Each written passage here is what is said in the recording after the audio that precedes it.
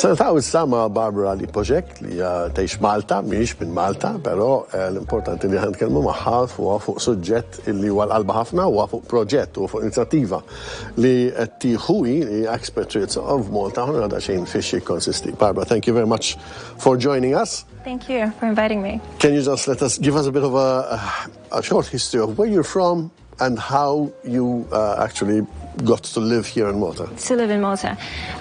Well, so I come from Slovenia, and I've been living in Malta for the past year now. Okay.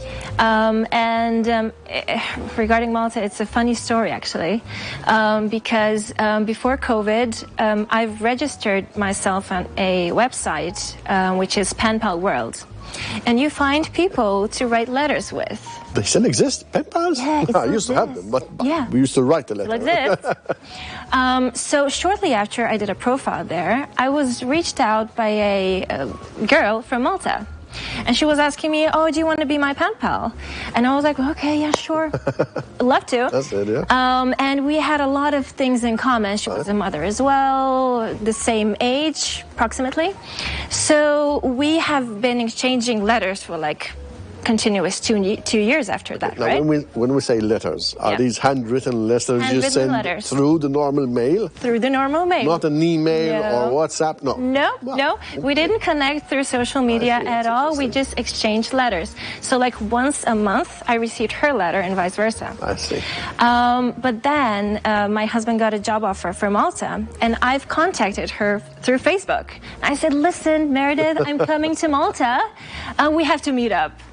And when we came first to see, you know, if this is somewhere we could live, Meredith was such a sweetheart, and she was driving us all around. She showed us everywhere, and she's one of my closest friends now. So this is how I became connected with Malta, even before coming to Malta. That's very interesting. A very interesting story, especially the pen pal bit, because I'm very pleased to hear that they still exist. They do. In our times, that was the only time you connected with anyone who was not Maltese or not living in Malta. Yeah, and it's really nice because it really slows you down. You have to sit down and you have to put effort in to write something, and yeah, it's nice. Fantastic. Okay, so have you ever lived anywhere else apart from Slovenia before? No. I've traveled a lot though, because in Slovenia I was a part of a very well-known vocal group there. And you're a singer? Yes, I'm a music teacher, but yes, I'm a singer too. So I've traveled with them all around Europe, States, Russia, China, and for 12 years I was doing that. But I've never lived abroad, which is quite different than going somewhere just, you know, for 1 month and then coming back home. What do you honestly think about Malta? What do I honestly think about Malta, and what terms? As a place to live in. Oh, well, in my opinion, it's great. I mean, what's there not to love? The weather, the sea, I mean, and the people are just so nice. I mean, the contact I've had with Maltese people so far, everyone is so open and willing to help you if you need help. That's my experience. That's nice to hear. Yeah. Talk to us about this initiative that has now grown. You've only been here a year. It's not a long time. Yeah. But it seems that quickly you sensed a need, which you're trying to fill in. Well, yeah, I've started this. It's a non-profit blog that I'm having, and I've started this project like 6 months ago. And to be honest with you, I started it as a kind of like a coping mechanism for myself, because I think that expats go through something that's called an expat anxiety, which is, you know, you move to another country and you deal with a lot of changes and you struggle to cope because you don't have a social network behind you, you don't have family or friends. In my case, it was more further than that. I came here because my husband had a job, but I had nothing waiting for me here. In Slovenia, I had my own music school. I see. But here, you know, you come here and not like, now what? You know, so you go through a lot of mental and emotional processes. And what helps usually with anxiety is talking with people, right? Especially with other people that have gone through the same process that you've gone through, right? That's why Yeah, and also, when I came to Malta, I've discovered the project People of Malta, which is also, you know, documenting stories from Maltese people. And one of the first things, funnily enough, was I bought their book. Because I wanted to read Maltese stories to get an idea what are Maltese traditions, what people are like in Malta. But I sort of felt a little bit lost, you know, because as an expat, you miss your own culture and your own food that you're used to and, you know, a lot of things in the package.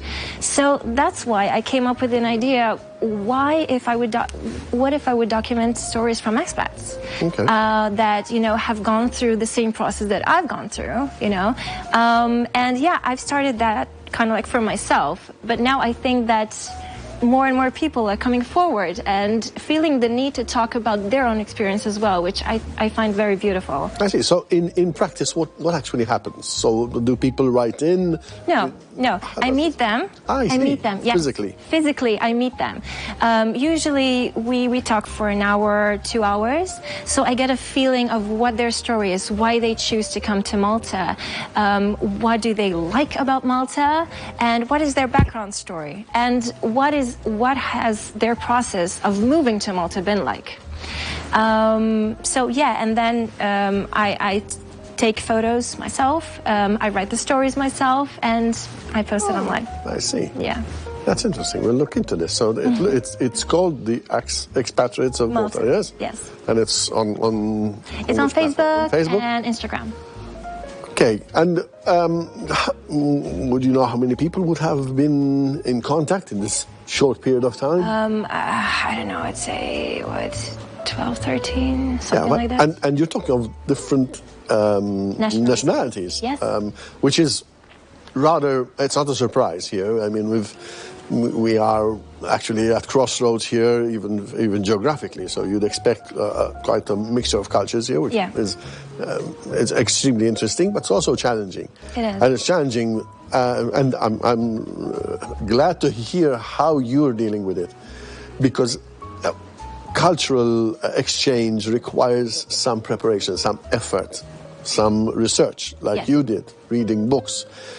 And this is what we all need to learn, both as nationals here and as expats. Exactly. It's not easy to slot in and fit in quickly, especially. Yes. And it's I feel that it's a tricky thing for locals as well, because their communities are changing so rapidly and so fast, you know, that sometimes they feel they're losing their own identity. Yes. You know? True. And I think that with the project of Expatriates of Malta, of portraying some of the stories from expats, I think that can create a bridge of knowing that, hey, although we have different cultural background, we still have a lot in common, more than we think. Exactly. You're absolutely right. We definitely have more in common than more uncommon between us, because we all have basic needs. We're all human. We're all human, so that's where we start. And then, of course, there are some changes in lifestyle or in preferences, which are, of course, something which is enriching for both. Exactly. In this case, you mentioned food, and as you can imagine, food is one of my favorite pastimes. Okay. What is your favorite food back home, and what is your favorite food here?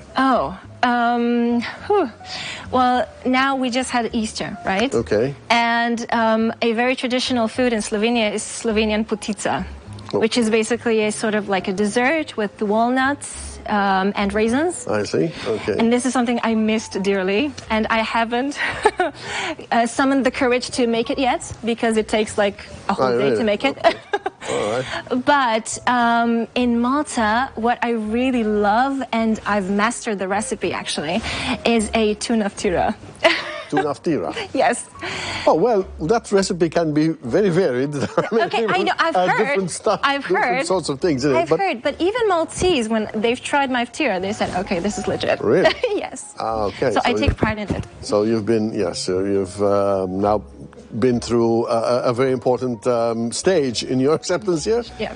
Next time, we'd be happy to try it ourselves if you'd be interested. Very much. But I understand we will be meeting some of your friends as well in the future, which will help us further understand and go into each story behind the person. That would be extremely interesting. Yes. I'm very happy that you've taken interest in the project as well, so that's very helpful. For sure, we're very happy because this is something which we've tried to do a number of times, and because we believe that if managed properly, this is an extremely interesting experience for both sides. For both, exactly. Of course, for us living here, there's an element of hospitality which needs to come through, because we have to appreciate that people who are here are not at home.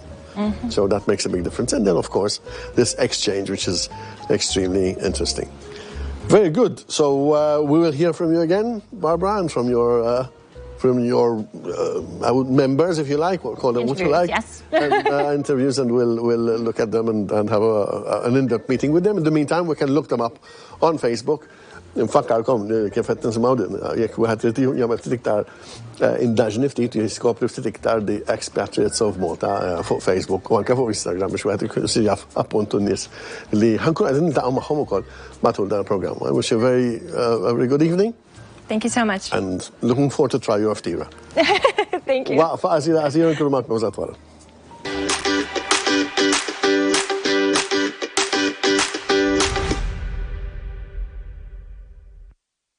Irbaħ magħna fuq ġimgħa b'ġimgħa. ċemplinna, irreġistra ismek u n-numru ta'